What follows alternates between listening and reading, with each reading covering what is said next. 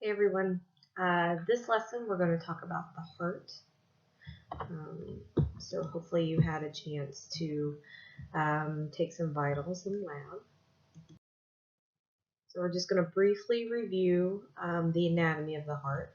Hopefully you remember some from anatomy.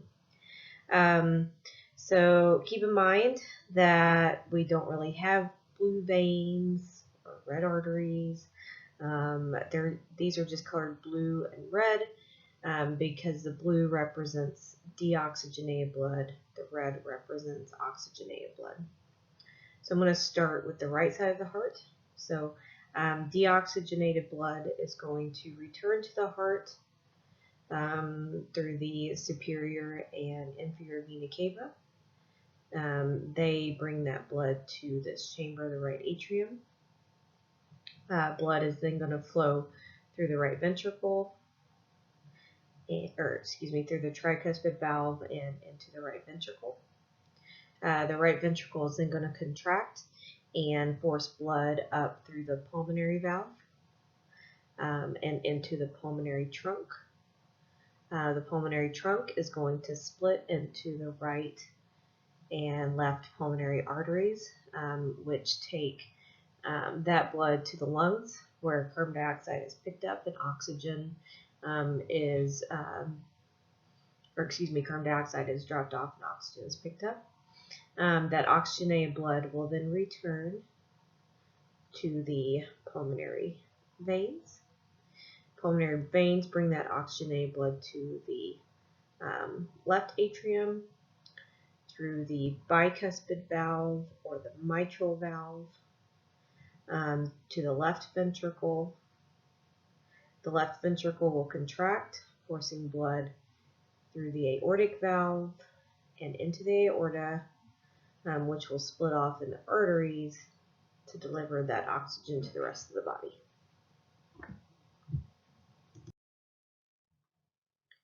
So that contraction cycle is controlled by cells within the heart. Interestingly, while the heart is controlled somewhat by the brain, it also controls itself. And it does this through cells called what we call autorhythmic cells. Autorhythmic cells are capable of generating an electrical signal on their own without the help from the brain or the spinal cord. And there are different groups of autorhythmic cells throughout the heart. These cells are going to pass that electrical signal throughout the heart. And these different groups of autorhythmic cells are listed here. So that electrical signal is going to first be generated by the sinoatrial node or the SA node. It's found at the top of your right atrium. This is also known as the pacemaker of the heart because it sets the pace of the heart rate. So you may have heard of a synthetic pacemaker. This is just whenever somebody has had maybe a heart attack that has destroyed the SA node, and so they get a synthetic pacemaker that will generate an electrical signal, do the same thing the SA node does. So once the SA node generates that electrical signal, it gets passed to the AV node or the atrioventricular node. The AV node is going to send that signal to the bottom of the atria. That signal gets passed then to the AV bundle, which connects the atria to the ventricles.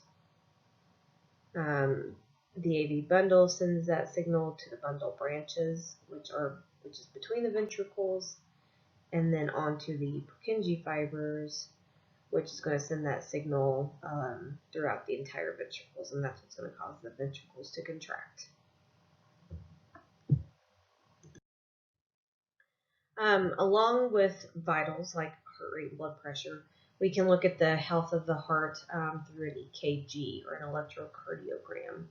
And an EKG is all of the electrical signals within the heart. That's what this word action potential refers to, as the electrical signals. So I'm going to draw an EKG here. So this is like what a typical EKG looks like. This first wave that you see is called the P wave. The P wave is whenever the SA node fires. Whenever I say the word fires, that just means that it sends a signal. The QRS complex, so this is P wave. The QRS complex indicates the firing of the ventricles. And then the T wave represents the relaxation of those ventricles. So, as you would expect, because the ventricles have such a stronger contraction, the QRS wave is so much taller than the SA node is, than the P wave.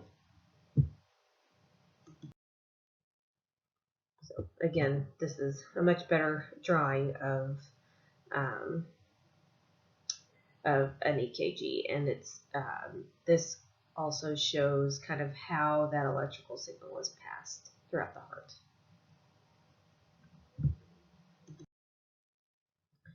What I like about this picture is it shows what's going on in the EKG at the same time as what's going on with the heart. When the SA node fires, that generates the P wave. When it gets passed to the AV node, that's going to be the area between the P and the Q. When that signal gets passed to then the bundle branches and the Purkinje fibers, the ventricles are going to contract to form the QRS complex. Once the ventricles are done contracting, that's going to be the area between the S and the T. And then as the ventricles relax, that's going to cause the T wave. And then the whole thing starts over again. So we can use EKGs a lot to determine what's going on with the patient. You can tell, so let me erase that. That one's pretty terrible. So let's say that's a normal EKG. Maybe you've got somebody that sort of looks like that. So what we see here is that the T wave is missing. Maybe there's something going on with the ventricles. Maybe they had a heart attack. Maybe something is wrong with the muscle itself, that it's not allowing the ventricles to contract or relax. Let's see. Maybe we have something like this. We've got a QRS complex that is much shorter than normal. So maybe the ventricles are contracting as hard. So we can tell a lot about what's going on just by looking at the EKG. If you have an Apple Watch that's capable of taking an EKG, it's always interesting to do that on your own, and you can generate your own EKG.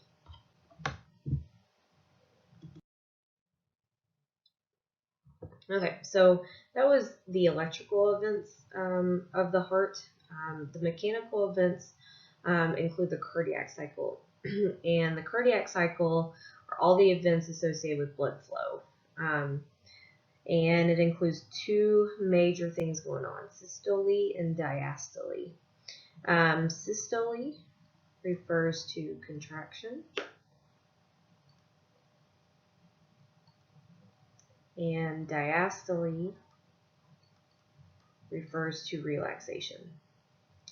So here we see in mid to late diastole, the heart is relaxed and is filling with blood. So blood is going from the atria to the ventricles. So this is called ventricular filling. We've got a little bit of contraction here from the atria just to force any more blood into the ventricles. And then the ventricles will contract. That is known as ventricular systole. And then once the ventricles contract, the entire heart relaxes, and this is known as isovolumetric relaxation. And then the ventricles begin filling again. So I'd encourage you to take an EKG and relate the electrical events of the heart with the mechanical events of the heart. So for example, this P wave represents what's going on with atrial contraction. This QRS complex represents what's going on with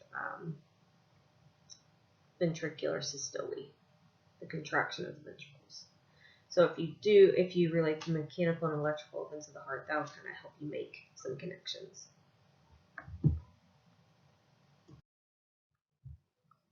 So along with like taking heart rate, blood pressure, and doing an EKG, another measurement that we use in the clinical setting is cardiac output. So cardiac output is the amount of blood pumped by each ventricle in 1 minute. So cardiac output includes two major factors, heart rate and stroke volume. So heart rate is the number of beats per minute. Stroke volume is the amount of blood pumped by a ventricle with each beat. So it has a lot to do with volume.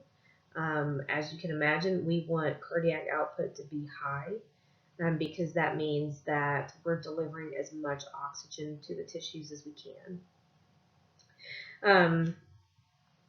And so the stroke volume includes two factors, end diastolic volume, or EDV, and end systolic volume, or ESV.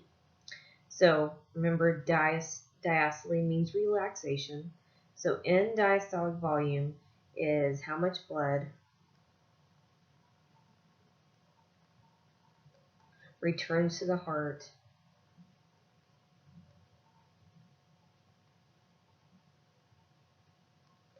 during relaxation.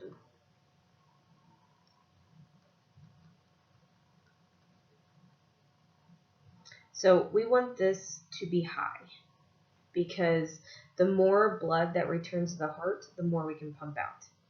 And over time, you can increase EDV like through exercise, the major one. ESV, so remember, systole is contraction, is how much blood is left in the heart after contraction.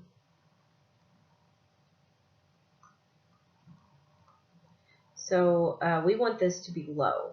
The reason being is we don't want any blood left over in the heart. We want to pump as much blood out as possible. The major thing that prevents ESV from being where we want it to be is congestive heart failure. And indeed, congestive heart failure is defined as having such a low cardiac output that your tissues don't get enough oxygen.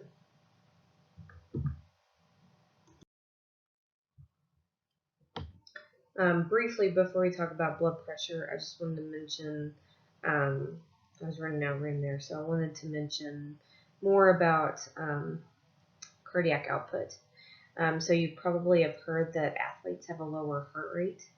So now think about why, based on what we just talked about. So pause it, think about why do athletes have a low heart rate. Let me come back.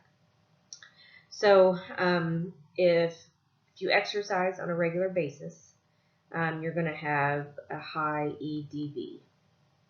meaning you're bringing, with muscle contractions, like with that exercise, you're bringing a lot of blood back to your heart over time. As more blood comes to your heart, that makes the heart muscle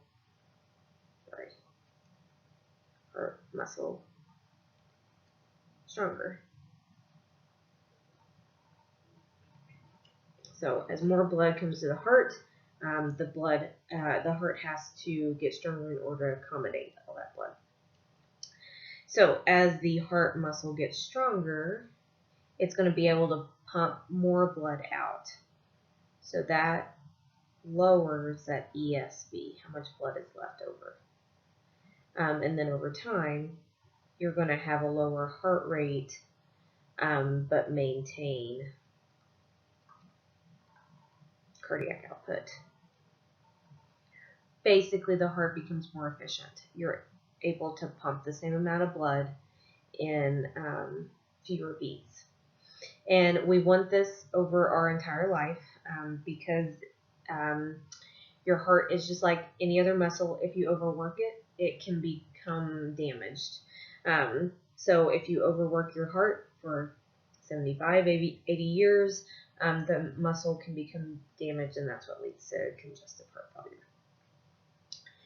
So along with all of those other clinical measurements that we talked about, blood pressure is an important one. And we mostly just stick with arterial blood pressure. So this is the blood pressure within the arteries, because remember, arteries go away from the heart, and so arterial blood pressure is a good measurement of heart function. So arterial blood pressure is reflected by two factors. One is the elasticity of the arteries, so how much they can expand and contract, and then the amount of blood within the arteries. The more blood you have in the arteries, the higher blood pressure. So you're probably familiar with the measurements of blood pressure. Typical blood pressure is like 110/70 or 120/80. That top number is the systolic pressure. That bottom number is the diastolic pressure.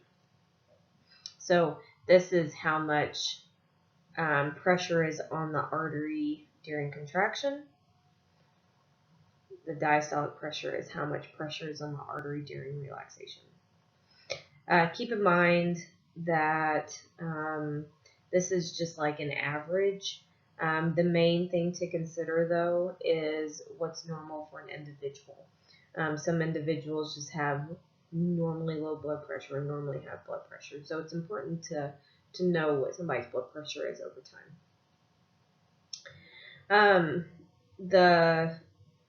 If you subtract the two, systolic and diastolic pressure, this is just pulse pressure. Pulse pressure is what you can feel when you take your pulse. And then mean arterial pressure is, or MAP, is blood pressure over an entire cardiac cycle. And so a lot of times this is used in a clinical setting, so I wanted to make sure you knew what that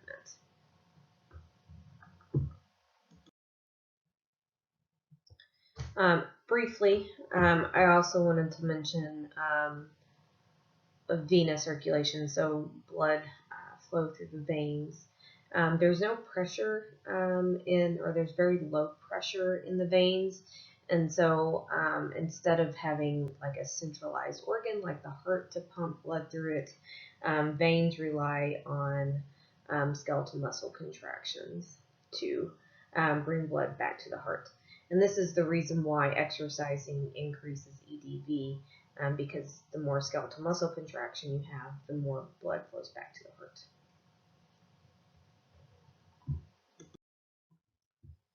Okay, so there are several factors that help maintain blood pressure. Of course, cardiac output. So the more blood that comes out to the heart, the higher the blood pressure. So higher CO equals higher blood pressure. Blood volume. So higher the blood volume, higher the blood pressure. And then peripheral resistance. Peripheral resistance just refers to how far away the arteries are from the heart.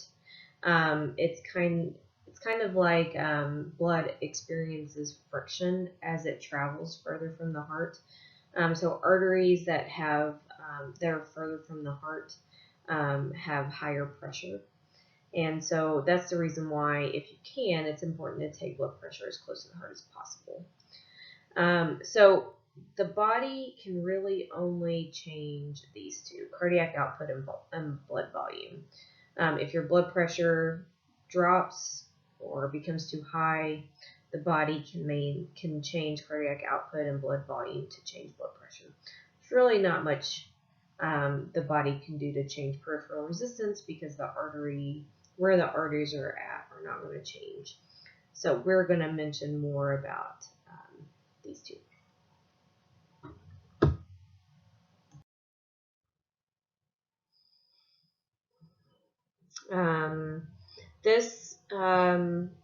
This should have been in an earlier part of the presentation.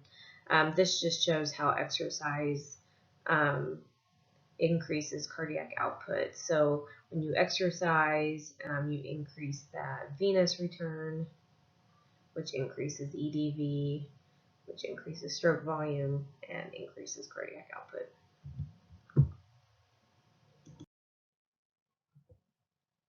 So,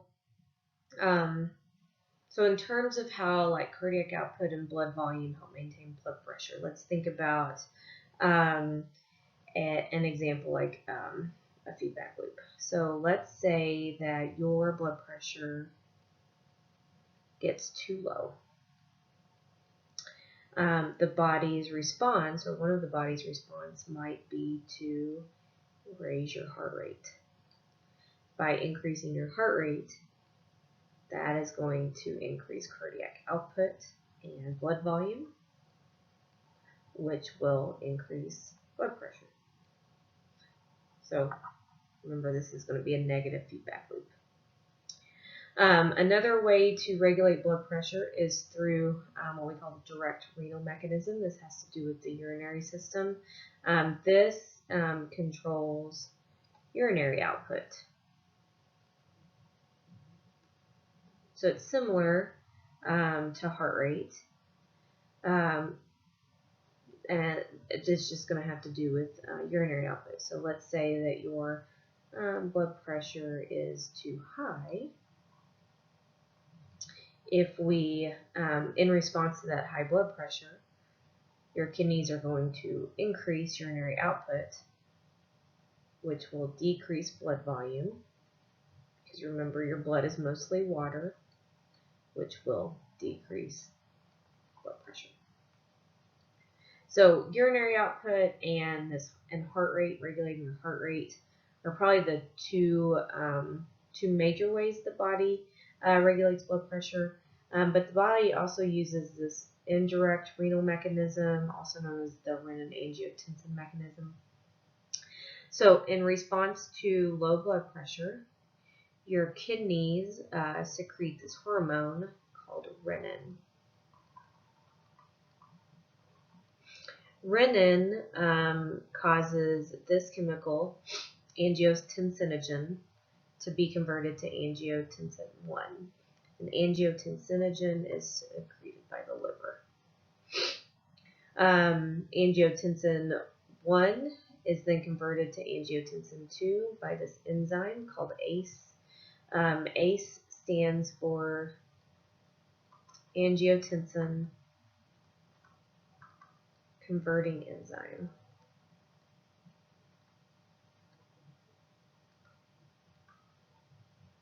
And it is secreted by the lungs.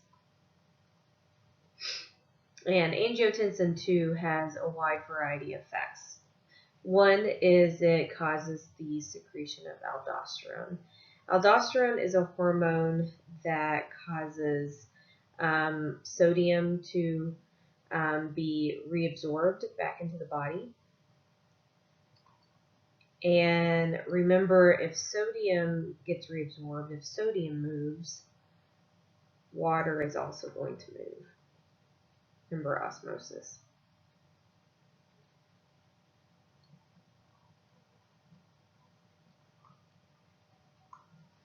So by reabsorbing sodium in water, that increases blood volume, which will increase blood pressure. Angiotensin II also causes vasoconstriction.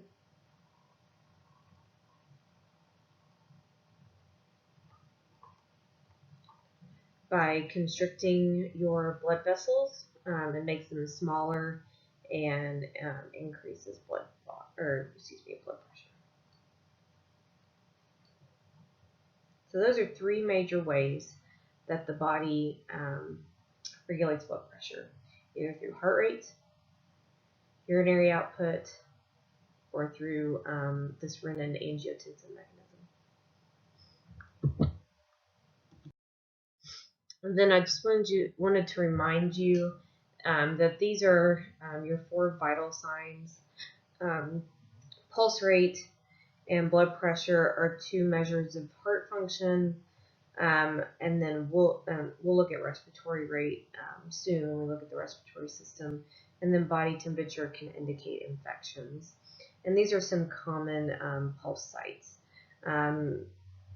You can find your pulse at your radial artery or carotid artery. We tend to take blood pressure from the brachial artery. But if the neck and the arm aren't exposed, and some other common ones are the popliteal or the pedal artery. So you've got a case study, a couple case studies on heart function. So thank you.